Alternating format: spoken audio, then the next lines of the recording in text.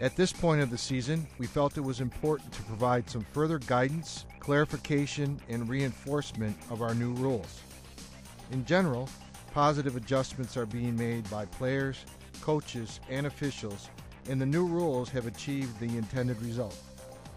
We believe it is important to specifically focus on the new rules for icing and contact to the head, as well as to reinforce hitting from behind.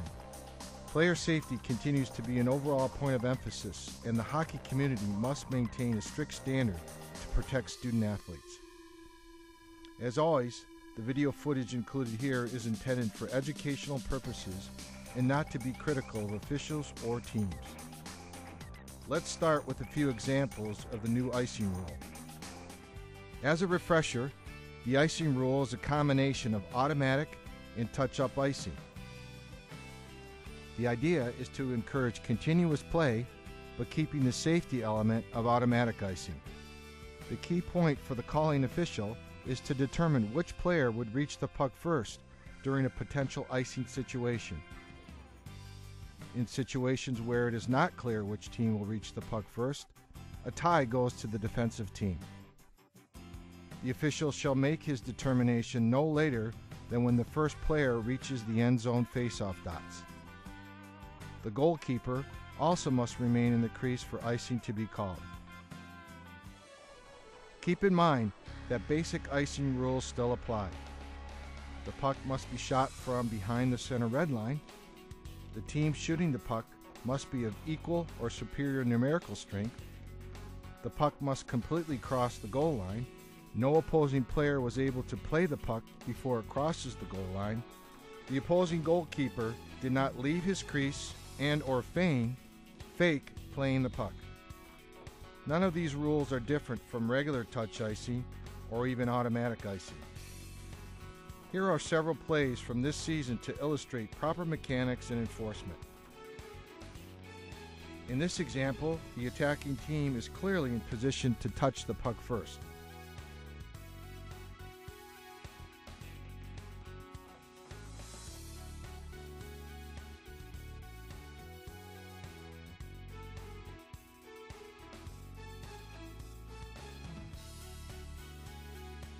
Icing is not called. These next two clips are clear examples where the attacking team is clearly in position to touch the puck first.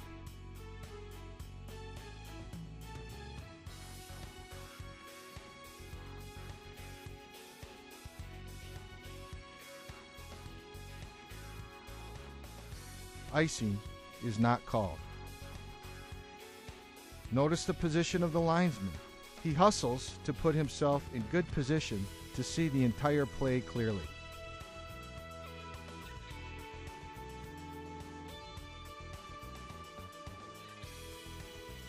Icing is not called. Remember, if it is blatantly obvious that the attacking team will be the first team to reach the puck, the linesman may waive icing prior to the play reaching the end zone dot. In this example, the linesman signals and whistles icing when the players reach the end zone face-off dot, giving the players ample time to stop and avoid contact prior to the end boards.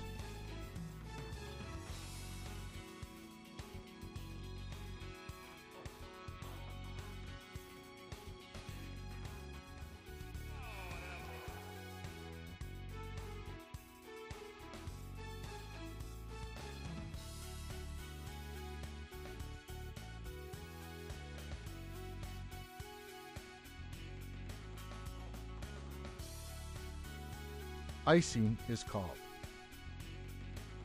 In a tight foot race where the linesman cannot clearly determine who would have touched the puck first, icing shall be called.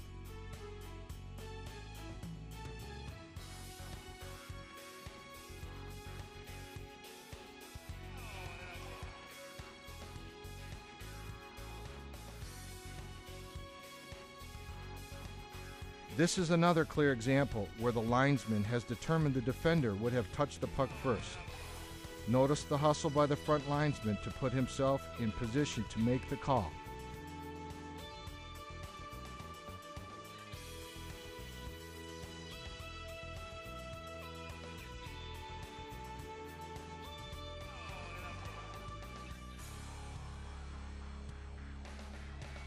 icing shall be called. Only use the face-off dots to determine who would have touched the puck first. Coaches, players, and officials are reminded that this rule is not a race to the face-off dots.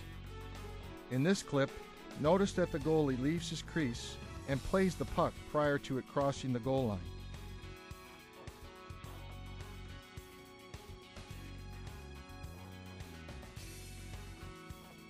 Icing is not called. In this video, the linesman fails to notice that the goalie leaves his crease and calls icing. Remember, the opposing goalkeeper may not leave his crease and or fake playing the puck. As an error was made on this call, the subsequent face-off should take place in the white team's attacking zone.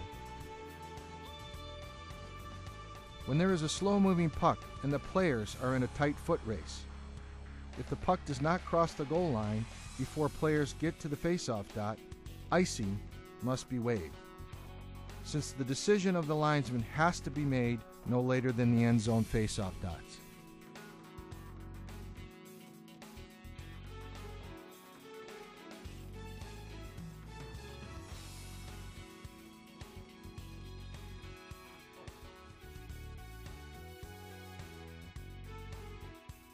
These next two clips show errors that were made on icing calls. On this first clip, the linesman fails to notice that the dark player, who is behind him and who is an attacking player, clearly gets to the puck first.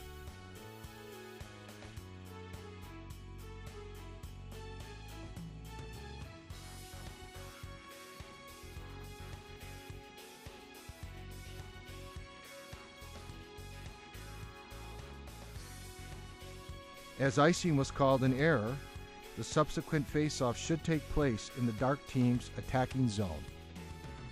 This next clip shows the linesman, who is on the far side of the ice, failing to notice that the dark team player is clearly in position to be the first player to reach the puck.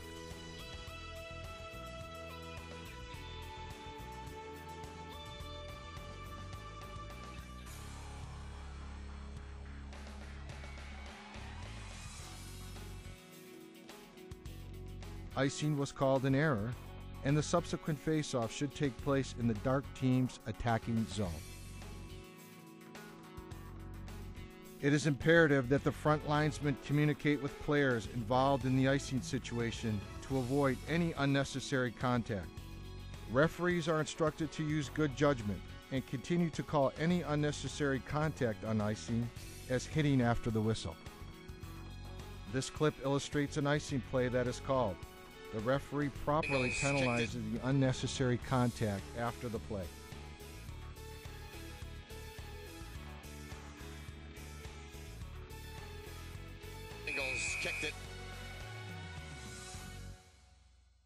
Now let us turn our attention to contact to the head. As you know, the committee approved a more stringent rule and enforcement standard of its contact to the head rule. There is no minor penalty for this rule. A violation may carry a minimum of a major penalty and a game misconduct or disqualification penalty. Officials must maintain a heightened sense of awareness and penalize when appropriate any player who delivers a hit directly to the head or neck area of another player. The following clips are clear examples of contact to the head penalties that must be called without exception.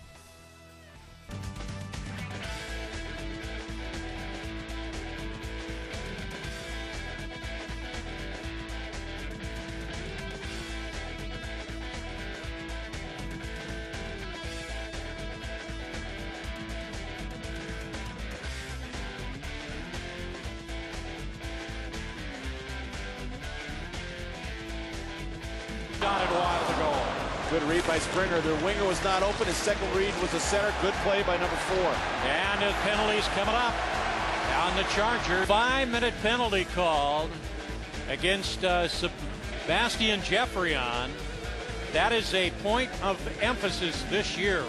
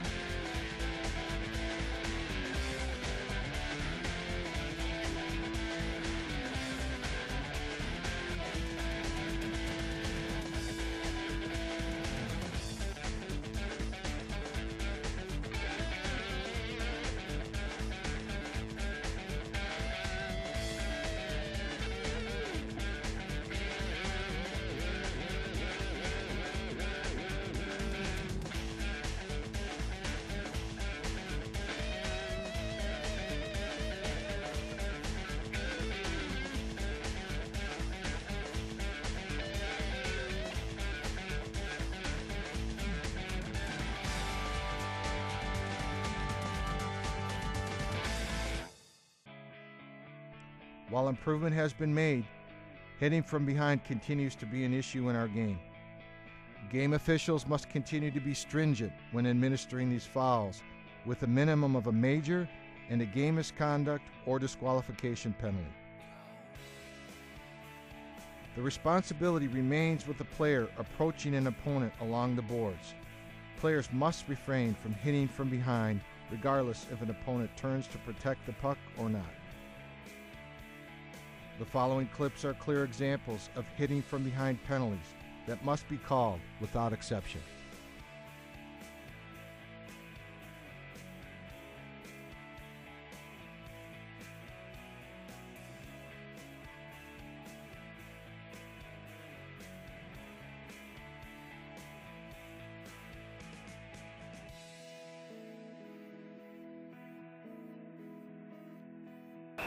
That's a dangerous hit in the corner. Very, very dangerous. Yeah, and actually, you know why you have two referees is so you can see every angle. They're right here. Turns his shoulder. Folks, that is checking from behind. That should be 5 right there. I know he turns. Should be a 5.